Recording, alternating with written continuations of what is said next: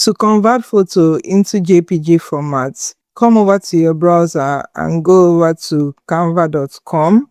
On the Canva homepage, make sure template is selected by clicking here for this part and go over to photo editor.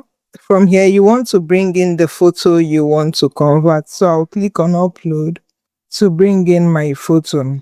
Once your photo opens up in this interface, you'll click on create design and your photo opens up in the Canva editor. From here, you click on share and click on download.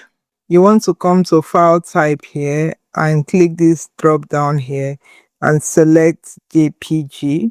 If you want to increase the resolution of your photo, you can slide it here, or you want to add more quality to your photo, you can increase it from here.